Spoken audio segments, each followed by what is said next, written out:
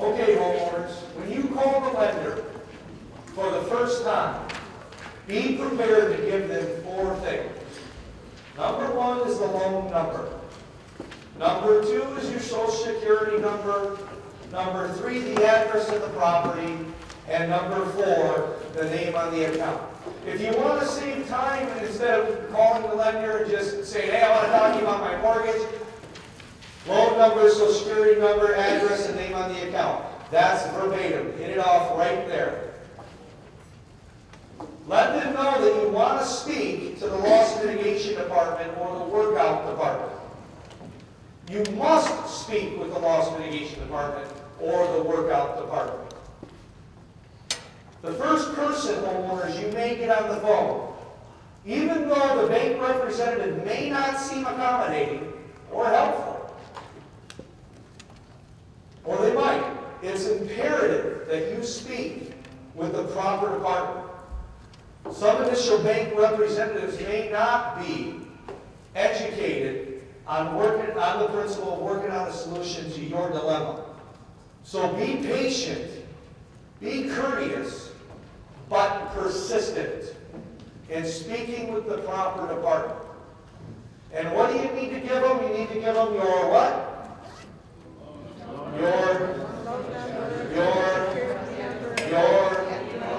Exactly. And don't get frustrated. It's easy to do. But here, I can see it now. You're on the phone. You're following the process. My loan number, my social security number, the address, name on the account. And then you need to speak with the proper department. And even though that bank representative may not be educated and working on a principle to your dilemma, you need to be patient, courteous, but don't get frustrated. If you get frustrated, hang up the phone. Take a look at your family. Because they're worth all the pain you're going to go through to avoid foreclosure. And if the short sale is the only option that you have, then you turn the pain over to them and let them handle it for you. Fair enough? Tell them you'd like to talk about your options to avoid foreclosure. And then go through your options one at a time. If you can't do the first option, you can't do the first option. If you can't do your second option, you can't do the second option. If you can't do the third, maybe you can do the third, but maybe not. Maybe the fourth is what you can do, or ultimately the fifth option may be the only option for most of you. Now, voicemails. When you get a voicemail from your contact person, leave a message. Leave this message. My loan number is, my social security number is, the address and the name on the account. I'm calling on the status of my blank. Could you call me as soon as possible? My contact number is home number, cell number, work number, optional if you want to give it to them, and email address. If you don't get a call back within 24 to 48 hours, call again. And if you don't get a call back within 24 to 48 hours, call again. And if you don't get a call back in 24 to 48 hours, do what? Right. Wait a minute, well, you mean keep calling? Yes, keep calling until you get an answer. What's the old saying? The squeaky wheel gets the what? So squeak away. The short sale. Let's talk about the short sale, homeowners. Let's go over the short sale versus foreclosure analysis. In a short sale, you have a negotiated settlement. Versus in a foreclosure, you have a court settlement. In a short sale, your credit is bruised. Versus in a foreclosure, your credit is ruined. In a short sale, you have some peace of mind that you have a professional realtor out there helping you, marketing your property, and trying to get it sold as quick as possible so that you can avoid foreclosure. Oh, your question is, can you do a short sale on your own? You mean like for sale by owner? No, you can't. It won't work. See, the bank wants a third-party negotiator involved. And that's you, the real estate agent, the local real estate agent. But But in a foreclosure, you have no peace of mind. You're wondering where you're going to get evicted. You're not sure what's going to happen, where you're going to take your family, what's going to happen with my family. You have no peace of mind. So in a short sale, you have some peace of mind. In a short sale, you'll be able to obtain a new mortgage in the next 2 to 3 years down the road. Versus in a foreclosure, statistically, 7 to 10 years.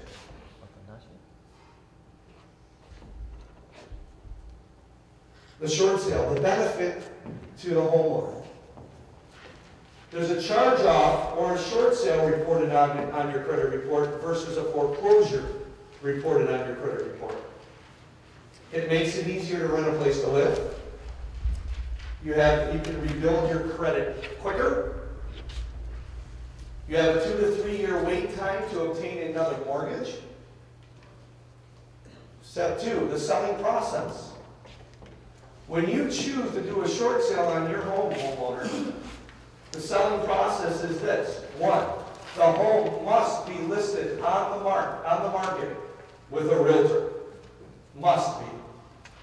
2, the home must be priced to sell, and you must have all your hardship documents to your realtor within 72 hours.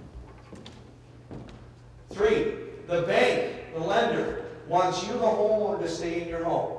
I don't know how many times a homeowner has said to me, can I stay in a home when you short sale? Yes. 4, the selling process could take 1 to 6 months. 3, your realtor will start contacting the lender. They'll contact the loss mitigation department, the workout department, the short sale department, the collections department, whatever that bank calls it, they'll connect with that department. 2, your realtor will identify the property with your loan number and your social security number. 3, your realtor will send over an authorization letter so that they can communicate to the bank for you.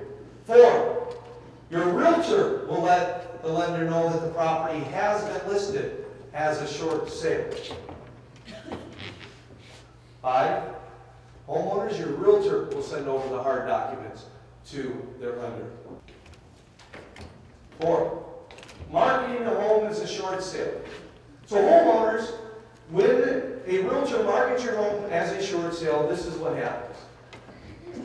In the MLS data and in the advertisements, depending on their broker's policies, they'll have terminology similar to this. Short sale, subject to lender's approval.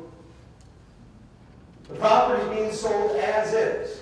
Well, when I bought the house, I had an inspection. I understand. And the homeowner did repairs. I can't do repairs. I know. You're not going to have to do any repairs. It's sold as is. And the buyer is fully aware of it once they write that offer. 3, your realtor is only going to let pre-approved buyers in that house. And if they say they're buying cash, they want proof of funds. So what I'm saying to you is that your realtor that's going to help you avoid foreclosure is not going to let tire kickers in the house. They're going to let real buyers in there. 5, purchase agreements. When there's a purchase agreement on your property, there will be some type of terminology like this, or an amendment, or an addendum to the purchase agreement that simply says something similar to this, depending on the broker's policy. Short sale, subject to lender's approval or bank's approval. You'll sign the offer no matter what it is. Well, I paid this. I understand. But remember, the bank's going to take a loss right off the top. You're not getting any money at closing. So what does it matter what it sells for? It's the bank taking the loss. So you'll sign the offer. Can I counter the offer? No. You sign the offer. 3, your realtor will send the pre-approval, proof of funds, purchase agreement with all the closing documents signed, including the sample on 1, to the lender. 4, your realtor will make sure that the bank has all documents in place. Step 6 is waiting on the lender. Homeowners, this is probably the longest time that you'll have to deal with something on a short sale. is waiting on the lender. Getting the buyer, getting the offer is the easy part. It's waiting on the lender to make sure that they do what they need to do. Your realtor will stay in constant touch with the lender unless they use a service, and that service will stay in constant touch with the lender. 2, short sale approvals take some time, homeowners. So when you get an offer and you get it signed, it's not a deal yet until the bank accepts it. So short sale approvals take some time, so be patient with your realtor. 3, your realtor will keep a good log of conversations, or the service they use will keep a good log of conversations, so that at any given time you want to know what's going on in your property, you can ask your realtor to see the log. Now, realtors, let me say this to you. Keep a log. Multiple mortgages. Oh, I have a couple mortgages on my property. Well, okay, no problem. Every lender will get a hardship package, homeowners.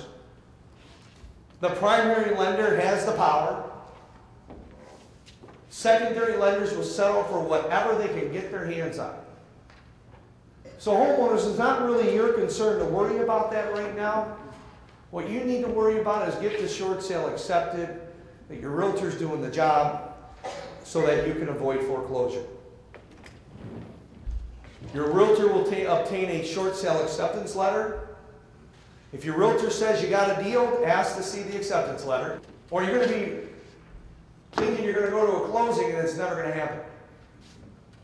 The short sale goal, homeowners, what is the goal with the short sale? Very simple. 1 is to avoid foreclosure. 2, to salvage your credit. 3 is to move on with your life. 4, repair the bruising on your credit. 5, buy again in the next couple years. So that's the goal. 1, avoid the foreclosure. 2, salvage your credit. 3, move on. Let the past be the past. Repair your bruising and buy again in the next 2 years and start living your life again. That's the goal with the short sale.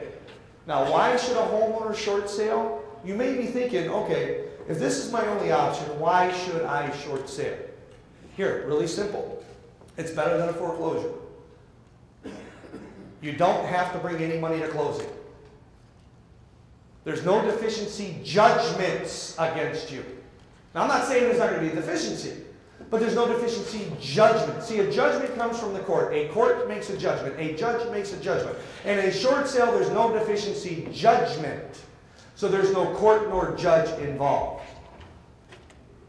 It's important to know, though, while it's rare that a bank will come after you for any deficiency created by a short sale, it's not impossible. The key in a short sale is to get the bank to accept the amount short of the mortgage balance and to specifically agree not to sue for the deficiency. Now, most lenders won't sue for a deficiency. If the borrower, which is you, and the lender are unable to agree, the borrower will have to decide if the short sale is right for you. But here, let me show you something, homeowners. The most common deficiency pursued is in the form of a 1099-C, or they may request a deficiency note. It avoids a foreclosure on your credit. It makes it easier to rent a place to live. You rebuild your credit quicker. Wait a minute, Will, you just told me that. I know, I want to repeat it so it's in your subconscious. I don't ever want you to forget this, homeowners. You may avoid bankruptcy, and you can keep your family together. I think that's the most important one right there. Now, why will a bank short sale, a lender short sale? Very simple. Banks don't want to be property owners. They net more than a foreclosure. They make more money than in a foreclosure. That's why they'll short sale. It reduces non-performing asset inventory. 4, they write off their loss. And they'll send a 1099-C to you, homeowners. Question is, okay, I believe everything you're saying to me, Will. I'll do a short sale. It's probably just best for me. But do I have to pay taxes on this 1099-C? No, not necessarily. Write this down. IRS.gov, Form 982. I had a property listed in Madison Heights. The guy lived in Virginia. Long story short, he happened to work for the IRS. He took me on a tour of the IRS. He told me he's not going to have to pay a nickel tax on his 1099-C. Dummy me. I said, why? Because you work for the IRS. He said, no, because according to the IRS, if I'm insolvent, I will not have to pay a nickel tax. So that's where you need a good CPA to prove your insolvency so that your 1099-C becomes a wash. But IRS.gov, you can pull up Form 982 that talks about insolvency if you're in a bankruptcy or if you're not in a bankruptcy. In addition, HR 3648, which is the Forgiveness of Debt Tax Relief Act that President Bush signed into law in 2007, and President Obama has extended it until 2012. So homeowners, here's the question. How do you short sale? Pretty simple. One is you talk to a realtor. Two, list the property. Three, gather the information that is needed from your realtor. Four, complete your hardship package quickly for your realtor. Five, get an offer accepted and go to closing. And you have avoided foreclosure using the short sale option. So let me briefly go over these frequently asked questions. If I hire a real estate agent, do I have to pay the commission? No. Who pays the commission? The bank pays the commission. What if someone wants to charge up front? Should I pay them? Well, in the short sale, no. No, not at all. Because see, over 200 years, real estate agents have been selling properties on commission. So the answer is no, real estate agents are commission-based. We might take more than one person off. It's our job. Anyway, question. Can I continue to live in the home while the home's being sold at a short sale? Yes, you can. The lender wants you to stay there. They want you to keep it showable and saleable during the short sale process. I have rental homes. Can I short sale my rental homes? Can you rent them out? No, I can't even get close. Yeah, then go for it. Two, what if an attorney wants to handle my short sale from the beginning? Well, it's not bad, but here's the deal. If they're well versed in the short sale process, then great. But here's the problem. You still have to list a house with a realtor. And that realtor probably either they handle their short sales themselves or they have a service that handle it, which their service has attorneys on staff. So why spend money with an attorney if you got a realtor that's got the right staff to handle it, especially if there's an attorney on staff with the realtor. Three, can a homeowner a seller or a homeowner that's not behind in their mortgage do a short sale? Yes, only if you can prove beyond a shadow of a doubt that next month or the next 2 to 3 months you will not ever be able to pay your payment again. You can prove that you've lost your job or you're going to lose your job. But you have to prove hardship, a true hardship.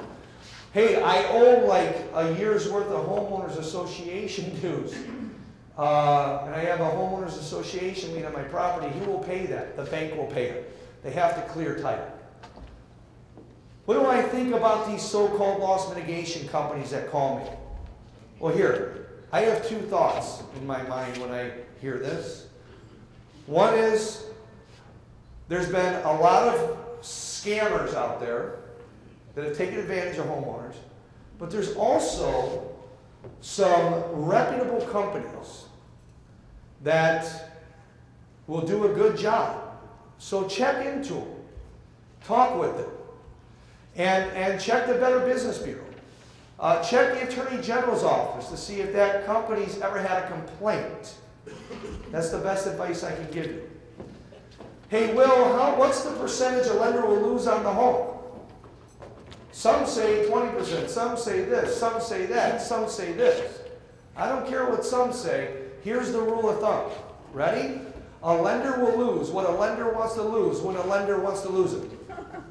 A lender will lose what a lender wants to lose when a lender wants to lose it. Period. That's what it comes down to. What about bankruptcy? Can I tie my house up in bankruptcy? Sure you can. The problem is it can be taken out of bankruptcy. 9. What about government liens, including the IRS? I have an IRS lien levied on my property. Will the bank pay that? No. They won't pay it. They'll release the lien, but you'll have to work it out separately. But think about it this way, you've still avoided foreclosure. In a short sale, who pays the commission? The bank. Exactly. So homeowners, now that you know the foreclosure process in general, what your options are, how to avoid foreclosure, the question is, and I don't want you to answer me, the question is, now that you know, what are you going to do about it? Some of you may be thinking, I'm going to talk to my local realtor. Some of you may be thinking, well, I'm going to work on this option. You know what? That's the right way to think. Start working on it. Create some action to help yourself avoid foreclosure. Food for thought. Zig Ziglar. Anybody heard of Zig Ziglar in the room? Yeah. Zig Ziglar said, if there's anything worth doing, it's worth doing poorly until you get it right. So here, if you're working with your bank homeowners, anything worth doing is worth doing poorly until you get it right. So if you screw up on the phone, it's okay, do a little better next time. If you screw up again, it's okay, do a little better next time. If you screw up again, it's a little better, and do better next time. Homeowners, let me leave you with this. I'm a firm believer in people. If given the truth, they can be depended on to meet any national crisis.